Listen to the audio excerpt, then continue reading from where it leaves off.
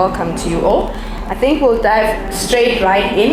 So I'll first allow each of the moderators to introduce themselves. I think Sazini has already introduced me. I'm Gogetso Ratumbu, the Advocacy and Communications Manager at the GBVF Response Fund, and will be the moderator for the panel today. Over to you. Thank you so much, Gogetso. My name is Rozanne Myburgh. I am from an organization called Lefika La Phodiso. We're just around the corner here in the Children's Memorial Institute, where we do community arts counseling. And that work definitely intersects with working with children from Hillbrow and then their experiences of gender-based violence and how it affects them.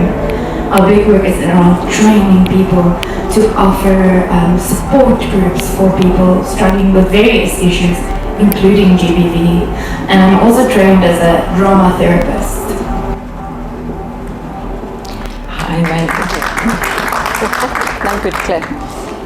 Hi everyone, my name is Nicky Le Roux. I'm here today representing the Ford Foundation. I am the Senior Program Officer at the Ford Foundation, and I primarily lead on funding and supporting work that is in response to gender-based violence and femicide. And so very happy to be here. Nice to have the background drums as well. Thank you. Good afternoon all. I am Lerato Solomon and I am the Programs Coordinator for the GBVF Response Fund, and it's lovely to see you all here and thank you for being here. Thank you so much for joining us and agreeing to being on our esteemed panel. So I think, as Sazini has already outlined for us, it is important for us to examine our social apathy. What role do we have from an individual point of view, but also as organizations in the space in addressing GBVF? Particularly, how are we ensuring that our funding is gender responsive, for example, amongst other things? So I'll dive right into the questions. The first person I would be asking is you, Ms. Nikki.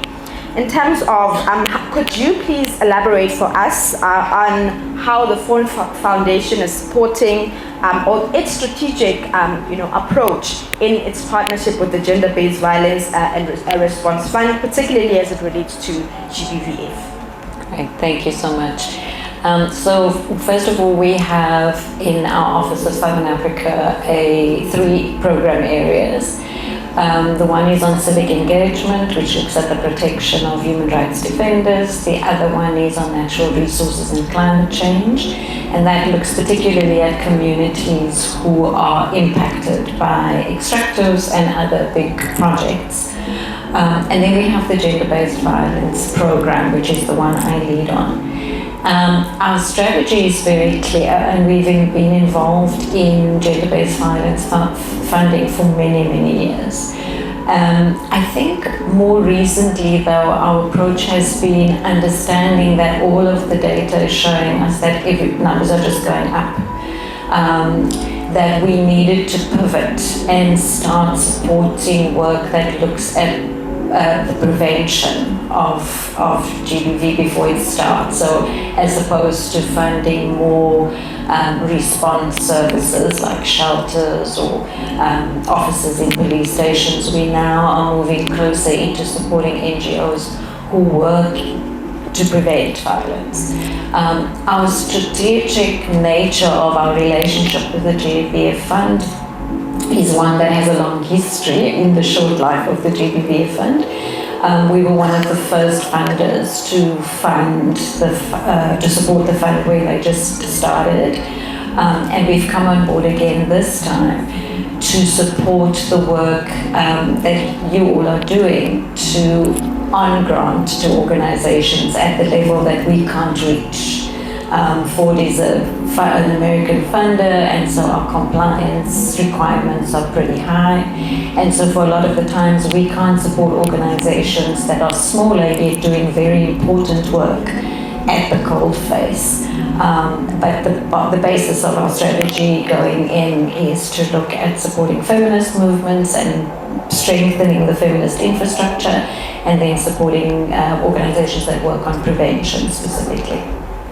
Thank you so much for that response. And I think just to give us a bit more depth, I think you spoke about how you are unable to reach communities on the ground and use the fund as an instrument to do so. So maybe Lerato, you can tell us a little bit more about how does the grant management program within the fund facilitate that access, because I believe that Ford and other funders enable us those resources. So how do we ensure that those resources are able to reach those communities that are in rural spaces, or those that are hard to reach to a certain extent? Yeah. Thanks for that, Koketo. So empathy, equity, and inclusion are some of the guidelines that we use as the fund when we are looking at selecting CBOs. So with that said, we recognize that there are CBOs that are in the hard to reach places, and for example, there are CBOs that have been doing the work for many years, but the issue with that is that they do not have the means or the resources to even make an application. We can say, here there's an RFP open, and they probably don't even know about it, or because they don't have a laptop or a means to internet or even data, because that's an issue. So we recognize that gap, and as a result, we have taken a step further, to say, let's create an enabling environment for those CBOs to be able to access, the opportunities. And as a result, what we have done is we've gone down the grassroots level, where we then sit with the CBOs and we provide them with the support in terms of how do we then complete an application, how do we help them to submit that application, ensure that it reaches us. And I believe that through that process, we've had about 50 organizations that would have not necessarily been able to get the access, that have gone through, applied, and their applications were successful. But I think the main focus of it is ensuring that we are inclusive, that we also exercise empathy when we are making a selection. Thank you so much for that, Lerato. Rozanne from Lefika La Phodiso, as a beneficiary to the fund, how has the funding that Lerato and Nicky have alluded to really been able to enable the work that you're doing and supporting and elevating the groundwork that you do with communities on the ground? Thank you so much for that question. I don't think you realize what a privilege it is to work with the GBVF. It's one of the most responsive and caring funds that I've worked with, and I work with many funders. And like you said, Lerato, the idea of empathy is critical, but it's also critical in our work. In fact, our mandate is creating capacity for empathy through the use of arts. So it speaks to what we are doing. And you spoke about grassroots work and preventative work, Nicky.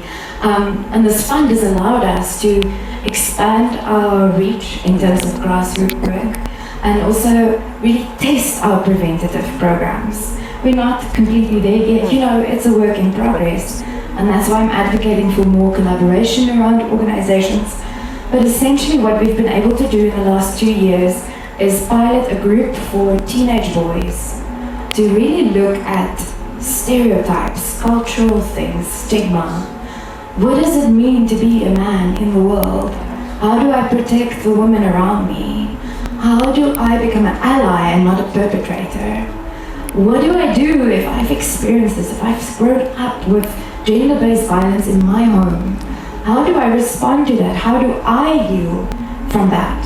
And the second group that we've been able to really work in was an LGBTIQA+ support group for people also experiencing real stigma on the ground, and really look at how do we speak about identity and self-identify as what you feel you are, and still keep yourself safe. So that's just a piece of the work that we've been doing. As you can hear, I can speak about this forever and ever and ever, so let me stop right there. 100%. I think this segues us really well into the next question to you, Nicky. about, I think we need to identify that there are those key populations that are further vulnerable, in communities such as the LGBT community, as you've mentioned. So I'd really like to know how does the Ford Foundation ensure innovation as it relates to gender responsive financing, for example, being able to, within its strategy, consider maybe persons with disabilities, the LGBTQIA plus community. How do you ensure that the funding or how the funding streams that you enable are very aware of those, social and structural drivers of GBV and those social groups that are key and vulnerable? Yeah. Thanks, Peter. And I think this is a really important question because we often, as funders, sometimes get very trapped in the grant making as opposed to what's behind that. So to hear Lerato talk about, empathy in grant making, sitting alongside organizations, etc., is really heartwarming because I think that's the way we trying to show the world. The previous panel that was on here before was talking about decolonization, and I was thinking about it, and I was thinking, this is the imagined way of grant making. I think that as Ford, we have as the basis of our work to challenge inequality. And so as such, we realize how complex that is. Challenging inequality means that you have to consider the whole community. So as much as communities are not one thing, there are many things. They are rich or poor. They are matriarchal or patriarchal in many cases in our country. They are, unemployed or employed. And so I think when you're thinking about a woman who experiences gender-based violence, you have to think of her intersectionally. So that's where it's not helpful necessarily to separate out populations when you're thinking about funding.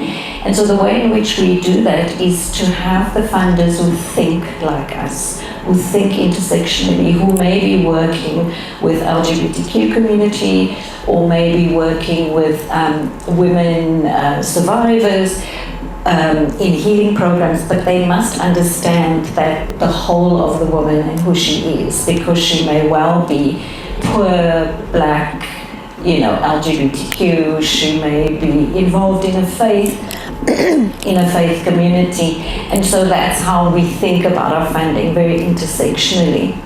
And I think that's really important when we support the organizations that we fund, have to kind of think along those lines. Yeah. 100%. No, thank you so much for that response. Lerato, to you, what innovative approaches do you believe that community-based organizations need to also employ so that they're able to maximize their impact? Because all of these considerations can be made, be gender responsive, etc. But I think where the progress and where we would like to see impact is essentially within the work and the community, or the change that we want to see within communities. And I think that's a long-term thing, but it's quite important to know. So how do we ensure that, or what measures do you think community-based organizations in terms of innovation could be able to employ for us to see this progress? Thanks for that, Koketso. So I think even Sazini highlighted when she was just introducing ourselves that our work is very much informed by the National Strategic Plan with regards to GBV. And we already do have a number of organizations that actually employ the evidence-based interventions. So for example, we see them working in schools, but not only that, that's where the intersection comes in, where they recognize that, there's an intergenerational sort of a cycle that needs to be broken. Then we need to address the parents. Then, from the parents, we look at faith-based organizations that need to be working together. We also then look at traditional leaders that are being involved. So in that, when we speak of innovation, those are the things that we need to keep in mind. But we also need to also just be aware that, we can leverage from social media. I know we hear a lot about it, but, I think that it would be able to, or it would enable the CBOs to actually have a larger impact, reach audiences beyond the geographical, barriers. And I think an important one that's often overlooked is also the language barriers. Yeah. So CBOs need to be very aware and innovative in how they are going to communicate. I think it's very important that when you reach communities and its people, you are able to do so in a language that they understand. So ensuring that you communicate in the languages that they understand on social media or when you are doing outreach, that is very important. But overall, it's just to leverage from what we already have. There are organizations where when we talk about social media and they're like, it's a very difficult thing to do because of, the technological, issues that we have. But then again, it's that thing of working with stakeholders, ensuring that we are getting the work done together. 100%. No, thank you so much, Lerato, for that. And I think you've really spoken about, the power of creating a community outside of your vicinity. And I think that's something possibly the CBOs need to think about a bit more broadly. Roxanne, I just want to come back to you. As it relates to, I know that you've spoken to the wonderful work that you do, and some of the impact that you've been able to make. But I think I would just like to zoom into what are some of the persisting challenges that you still see in the work that you do, because as much as there could be progress, of course there could still be those challenges that we still need to address for us to reach maximum impact, right? So what are those challenges that you can reflect on that we possibly need to be addressed, or possibly there needs to be some optimization? So, this is a tough question because it's actually quite depressing. But it is a human rights question. And the one challenge that we remain faced with is the challenge of poverty. And the impact of poverty on all of these things that women and children experience. And I think if we don't start addressing why there are people with a lot of money in this country and people who are really, really struggling, we're not going to be able to even start addressing these issues. In such a way that a part of our work is always with every support group we offer, we have to offer a meal. Then we have to partner with organizations where we can hand out food parcels, just so that women can get out of situations that they're stuck in, which creates a knock-on effect on the work, or the amount of work that we have to do. Because all of a sudden, we're no longer just a community art counseling organization, we're also a food organization. The next thing that we see are children who are still not in schools. That creates a whole other problem. It's a human rights problem. Especially girl children who are not in schools are more at risk for GBV. So it means we're expanding our services now. Now we are putting children back in schools. We're working with social workers. So there's a scope creep that happens because of poverty and the lack of really addressing that. And the system is quite violent. And then the other thing that we're really seeing is the crisis around foreign nationals, not having access to education, food, services, proper guidance in terms of where to get papers, when to get it, how to go about it. And it leaves a woman really, really, really in desperate situations where they have to go back to perpetrators for food, for their children, for safety. It sounds ridiculous, you're going back to your perpetrator for safety, but that's what happens. So those are some of the big, broad things that we see, and it filters down to an individual level. So we also run a low-cost clinic alongside our other programs, and often you'll see children coming for depression, anxiety, their parents come for the same things. And this is not a biological anxiety or a physiological depression. This is, I don't have food to eat. I'm not in school. This is why I'm depressed, right? So it doesn't even help to go and get antidepressants for this because it's the system that is the problem. Thank you so much. I think your response just kind of made us reflect that on the fact that the journey is still long. There is quite a lot of work happening in the space, and I think the fund is also doing their best, Ford is doing their best, Lefika, but we need to all do a little bit more so that we can move closer to our objectives. And I think things like COVID-19 have really shown us how rife poverty can be in the midst of a pandemic that then rips people off of the little that they already have. So I think as we also think about, how best do we respond, we need to also consider all of those, things that are out of our control. Yeah. So I want to speak to you again, Nicky, about, in light of all of these challenges that Rozanne has spoken to, how does Ford Foundation adapt its funding mechanisms then to respond to these emerging challenges, such as COVID-19, and also the changing social, political context that we find ourselves in? Yeah, thank you so much. I think, Koketso, this is, and just to pick up in terms of challenges, you mentioned poverty, and poverty for me was made really clear during COVID, right? Because we immediately saw how governments and the world responded, because rich people were dying, rich white people were dying. And so immediately there was an action and a response, and I sometimes wonder why gender-based violence isn't afforded the same crisis level, because 2,600 women are dying a year, every year. And the countless numbers, the current stats now are saying that only one woman out of 22 will report a rape. It used to be 1 in 9, it's now nearly 1 in 22. So we wonder why these changing contexts don't have the response that they do. And so it comes back to your original question, and when Sazini opened up talking about apathy, I think as a country, as a world, we've become apathetic. Ford has really tried to deal with some of these crises.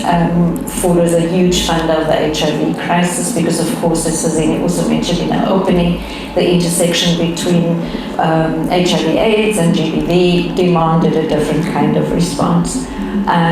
During COVID, we supported our partners with extra funding so that they could, one, make sure that they were able to support their beneficiaries while they themselves were dealing with the trauma of COVID and the illnesses. We had one organization that lost 35 family members across their organization to COVID in the Eastern Cape. So as a funder, we had to do the empathy. We put forward a trauma and healing program for our partners so that they would be able to have access to healing while they were still trying to deal with the increasing levels of violence during COVID. We also increased funding. But I have to say, Koketso, that there's another crisis that we're facing, and it's coming on fast, and some of us are trying, and I know the GBVF Fund in their analysis talks about this as well.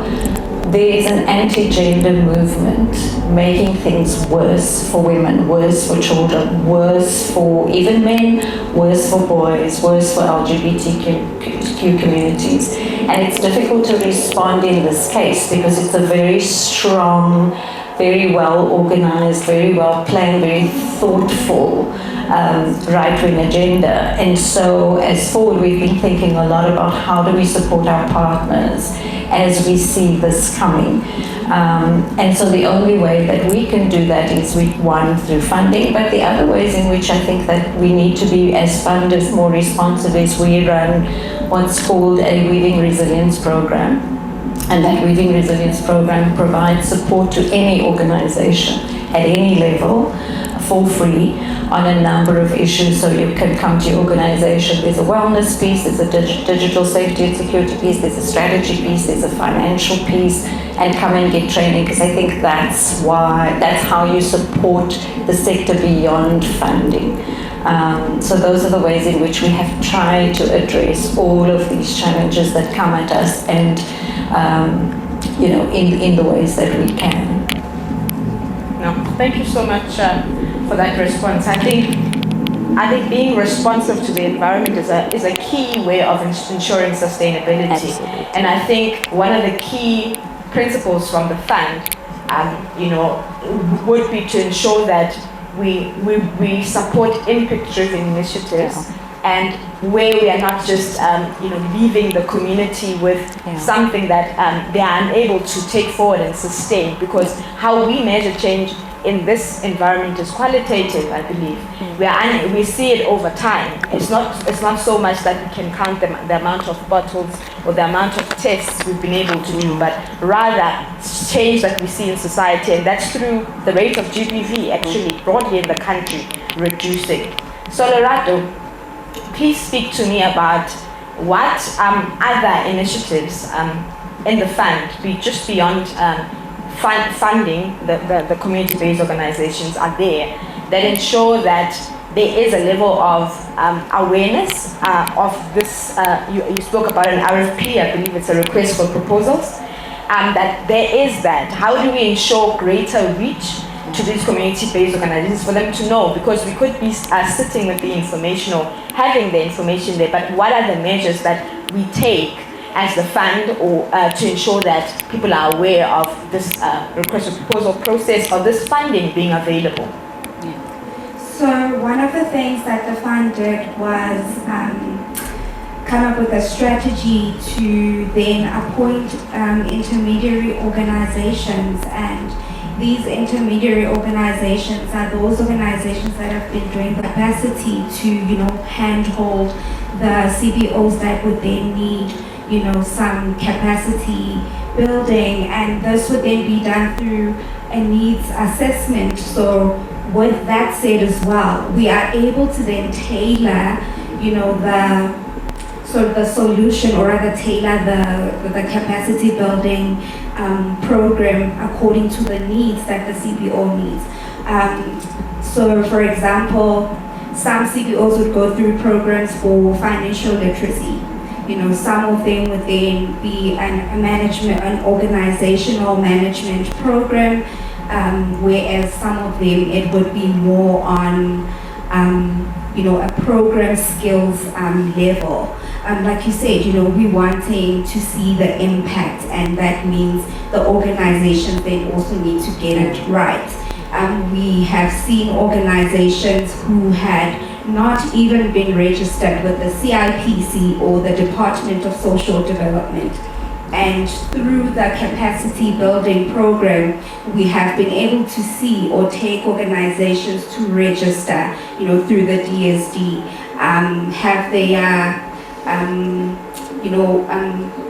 have their structures in place.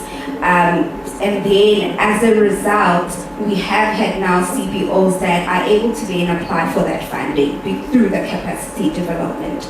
Another one, something else that I feel is also great that we are doing is in ensuring that, once these CBOs are set up and they've got all their processes in place, we ensure that there is sustainability in that. So we are setting them up for success and sustainability through the capacity building. Thank you so much for that response, Lerato. So Roxanne, I'll come back to you. So in what ways, I think as we sit here as representatives of organizations, but we also sit here as individuals. So, and we exist within this society which has this, high prevalence of GBV. And I think a lot of the time when we think about GBV, we kind of remove ourselves. We say there's GBV in the society. We are part of a society that is GBV. So we are all affected by GBV. So what would you say are some of the ways that individuals and communities can exercise their agency in changing behavior related to gender-based violence and femicide? I mean, obviously that is a PhD question, right? How do we change behaviors and beliefs and values? That's also long-term work. But I'm always thinking about this thing. When a baby is born, right, they're not born with empathy. They cry and they're not thinking, how is my mom feeling when I'm crying? Or, I'm sure she gets tired, I'm gonna stop crying. That's not a thing. empathy is a thing that we can learn and that we can teach our children and our partners. And respect is only possible if you have empathy. Bullying will stop if you have empathy. Empathy is also good for yourself. You'll take care better of yourself if you can extend that feeling of empathy for yourself. What do I need right now? How do I keep myself safe? So I know it's a very philosophical answer, but it really comes back to a value of caring, a value of looking after each other. And I think as individuals, we must stop to look away. We can't afford to turn away when we see someone in trouble. And it's hard, to jump in when you know you're putting yourself at risk, but to find those support structures within your community that you can reach out to who can intervene. And if you see something going wrong, please do report it. If something happens at a police station that shouldn't be happening, don't just say, oh, South African police. Go to the station commander and, report that. I think it's these little pieces of action that we can all take that will make a difference. And it starts with empathy. Thank you so much for that. And I think our ambitious campaign also just outlines and believes and is ambitious enough to believe that in a world where there is respect, there would be no GBVF. If I respect you as my partner, as my colleague, as my neighbor, I will not harm you, because respect basically is characterizing our relationship. And our campaign also speaks to the importance of leaning onto what we already know, which is Ubuntu. Yeah. We are a South Africa that believes in that philosophy so much, that I am because you are. But how am I even saying that in Ubuntu if I am allowed? Sometimes we enable GBV by being bystanders. You know that it's happening, but you are not doing anything. We're at least trying to say, okay, where can I go? What can I do? We just say, this couple is like that, and we know that they're known in the community to be like that. So I think it's quite important that we are self-reflective. We can speak about the funding and the money that we invest in these processes, but it is quite important that the behavior changes from an individual point of view before we look externally in terms of what else can be done, what is government doing, what is the fund doing, but what am I doing from an individual point of view. And this campaign outlines, it says, how do we shift these social norms? We've normalized gender-based violence so much that it's not appalling anymore for us to see that a woman has been chopped to pieces. It's normative, and it's some of the things that we need to reflect and say, what is my contribution in the society in this happening? Is it me just standing and saying it's okay, or is it me actually taking a stand? So I think these conversations are important, and I want to bring you guys in. I don't want us to only have, just a conversation with the panelists, but to get your perspectives. Like, what are some of the thoughts provoking, or what are some of the insights that you've heard, and what is it that you'd like to ask the panel, or maybe comment on the agenda of GBVF from the floor? Anyone? Okay, there's a couple of hands. Okay, I will roam around with the mic, so just give me a second to get off the stage. So I will start right in front here. There was a hand here. Okay, I'll start with you. Thank you. My name is Nalagazi. I've got a lot to say on the topic, but I'll try just to mention a couple of things. I'm one of the survivors of gender-based violence in a marriage, so this topic is very close to my heart.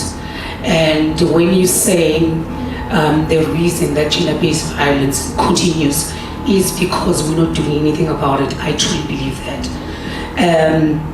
I'm more, by profession, I teach in a college. So I teach students who are a little bit mature, in their early 20s. Gender-based violence is rife.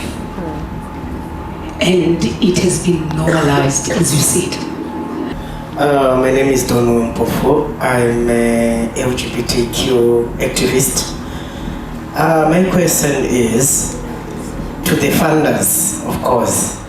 As much as you fund the organizations, what criteria are you using to fund these organizations? Because these organizations that are getting funding, they are not doing anything, and the work is there, election. And what they do, we only see them here where there are conferences, where are the workshops, but the real work is there, election, and we are not seeing them. My name is Timothy Gatiti, and I have quite a few questions there.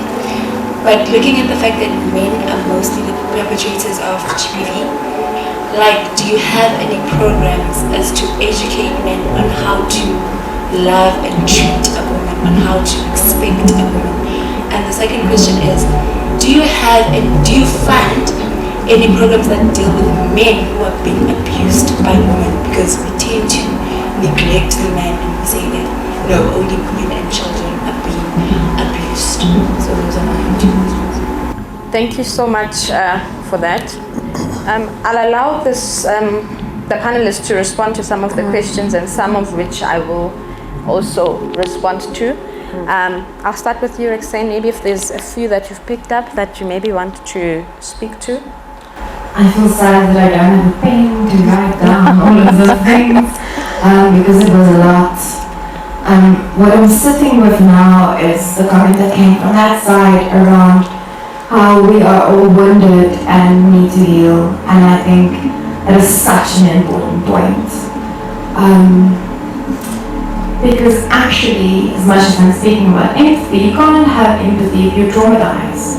You can't have respect if you're traumatized because you are hurting. It's impossible. So I think there's definitely a need for a big scale project. I also want to respond to the gentleman who unfortunately left now. Because I think as a CBO, we are also burnt out. Very often. People who are doing the work on the ground, we struggle. We have supervision spaces where all our counselors come to debrief because they're taking on these stories, and all of these stories sit in your body and you have to take it out again. Otherwise we're re-traumatizing each other and ourselves. So I think it's also just really realizing that there's such a lack of resources. I was telling someone else the other day that we have an enormous amount of clients and we have the therapists and the counselors, but we don't often have the money to employ them to do the work. So we can run national programs as much as we want, but if we don't have the money, we can't implement nationally. So it is a bit of a catch-22, honestly. And it's the same, I'm just thinking about your comment about counseling and food. Yeah.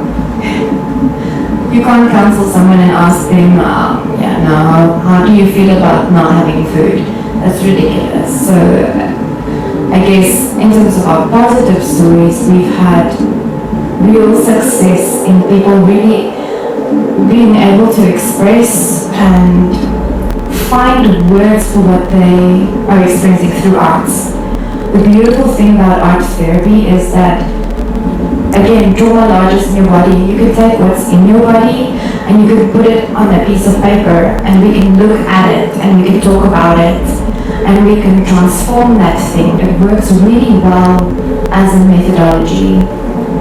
And the way that we do it in communities, in groups, it works really well because we have the ability to reach more people. But like I said, we would love to reach many more, but it's not always possible. And I think Paula would have the same story to tell and any other CBOs here. Thank you so much. Maybe over to you. Thanks, there's a lot. But I really want to try and address it all because I think it's such an important thing. I first want to address the issue of men's work. There is a lot of work happening in many different spaces with boys, young boys, school-going boys, men as fathers, and these are just some of the work that we are supporting. There are other organizations who are supporting men's work. I think the difficulty we find with there's constantly, every time I'm on a panel around GBV, I'm always asked the question about what about men survivors of abuse? The difference is, and we're not denying that there isn't, there definitely is, and it's huge and it's growing, it's increasing.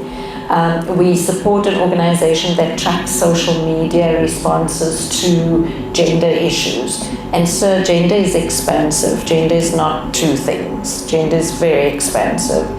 And so I know that when the Response Fund talks about gender, they talk about it in an expansive way.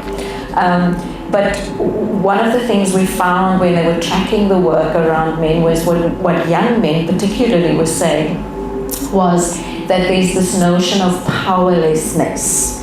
And so I think it talks to a sector that, for two things, and I want to come back to your healing thing because I think that is so important, but it talks to the issue of one of the issues around powerlessness is that what they were saying, whether true or not, and we can go into that research, was that women were demanding things. So you just get out of university, you buy your first little Figo, and she won't get into the Figo because she actually wants you to be driving a Bentley. And I think that talks to the disrespect we have as a society.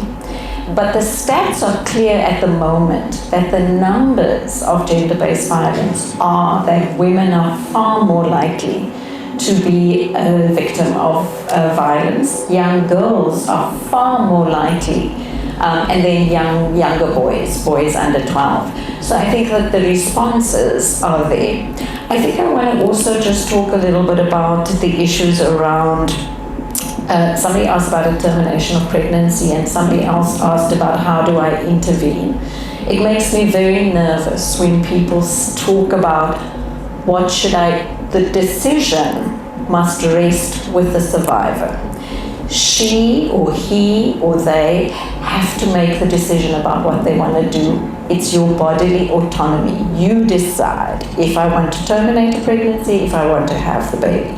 You decide if I want to leave him, or after he smashes up my TV and breaks my arm, that I want to hold hands and kiss him tomorrow. It's not a decision we must make for anybody. As much as we can see and we can try and intervene, the right of the survivor to have power over her own decisions is critical when you're doing work around gender-based violence. So if you are going to call the police, or you do want to just knock on the door to diffuse the situation, or you do just want to have a quiet word with her and say to her, listen, there is this GBV hotline that you can call if you need help, is about as much as you should be doing, because I think that we must be careful not to take more power away from women who are powerless in these relationships. It's a very important piece.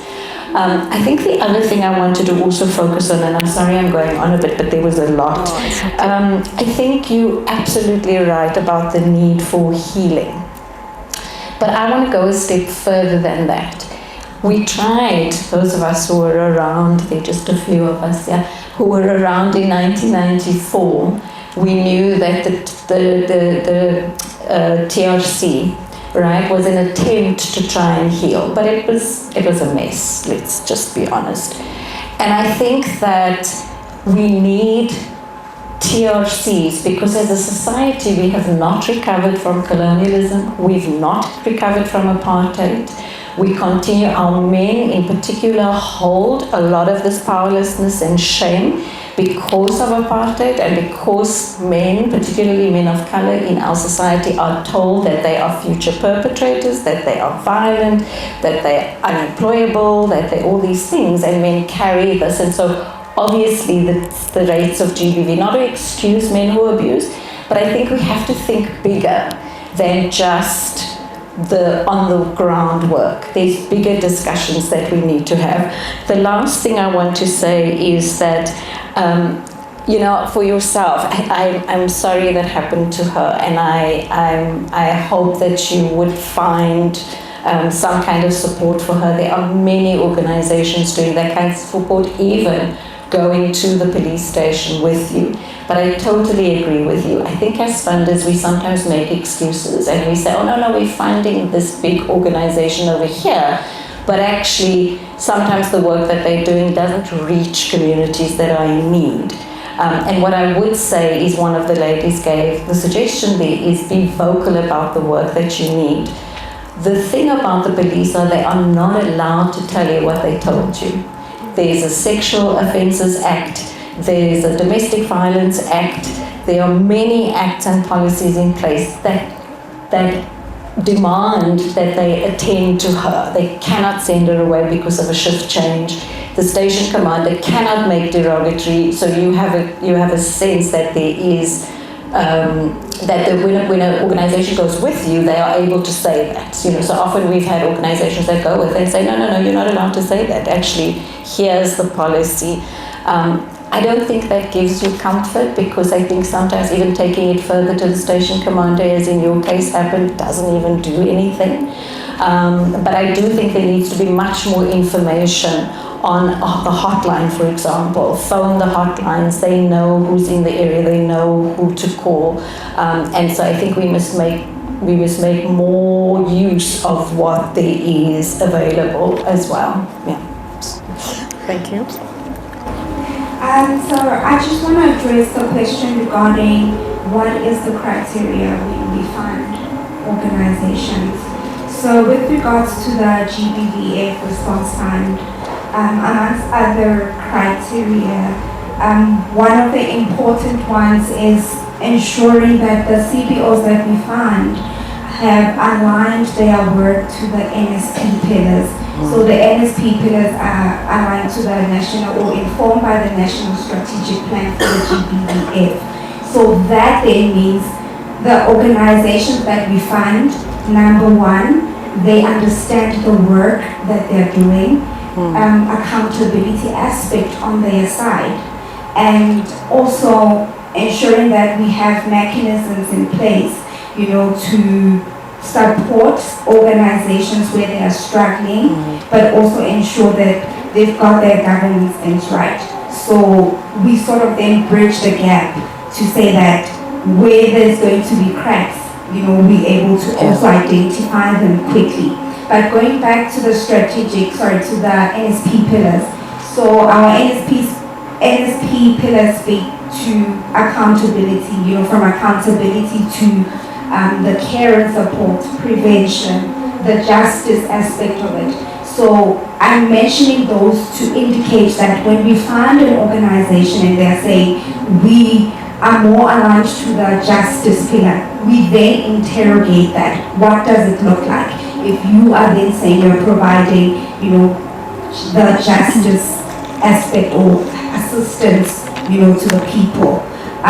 That way we are then able to also say, or I can confidently say that there are organizations out there doing the work and addressing those specific pillars. So there are organizations that you can go to should you need survivor support, psychosocial assistance, or you need somebody to take you through the case procedures, how do you open a case. They go as far as actually following up on the case with you, going with you to the court.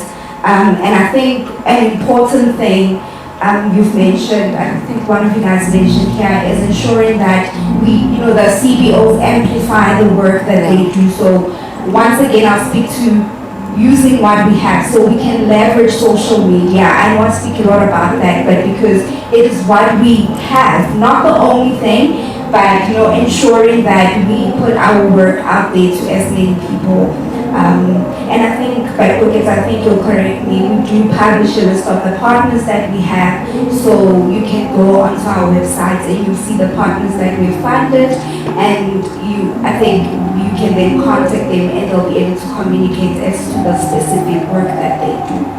Thank you. Thank you so much for that to all our panelists. And I think I just wanted to add, in fact I wanted to speak precisely to that if you visit our website, you are able to find a lot of resources. For example, the community-based organizations that we fund, the areas in which they're in. If you are in Gauteng, even not just only in Gauteng, but across the different provinces, you're able to know who to reach out to in the area that can possibly be able to give you the support that you need.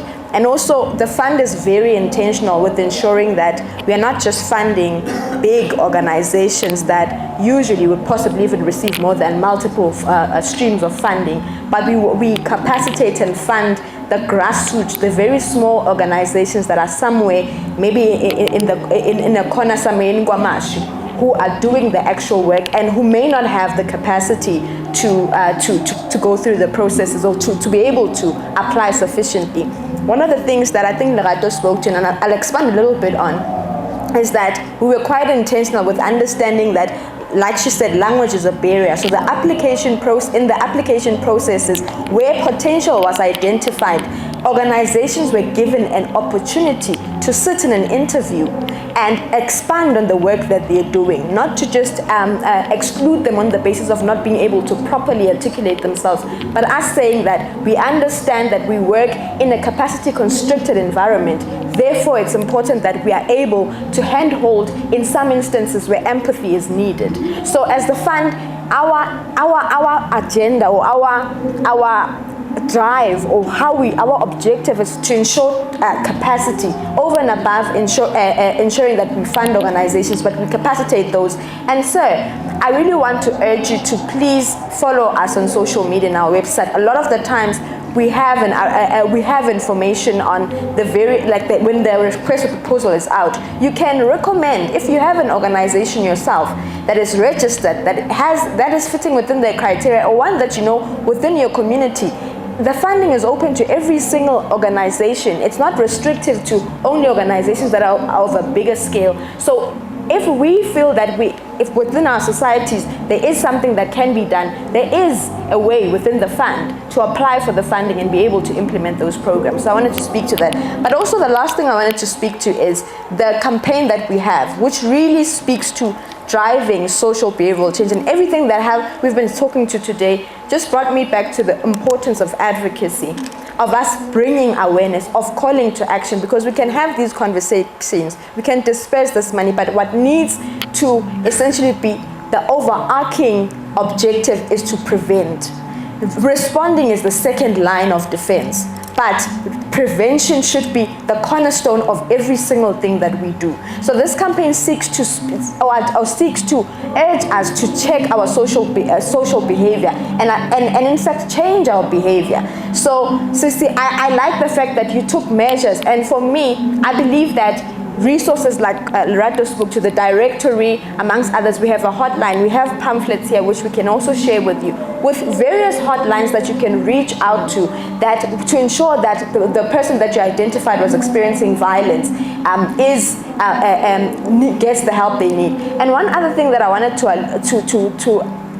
urge or maybe ask from the people in the room is that let's also be patient with the process, because in the past or over time, we've realized that people haven't really been open to people proactively saying, I'm calling that out, that is wrong. So a lot of the times, maybe when you do it once or twice, it may not be received how you expect it to be received, but persist and don't stop, because that's how we stop violence. We don't just say, I tried to report to the one security or the one police station and they rejected me, and we leave it there. But let's proactively try to change the societal norm that we've normalized this violence. That's why we are all sort of nonchalant about violence happening in our society. So let's be persistent in our activism.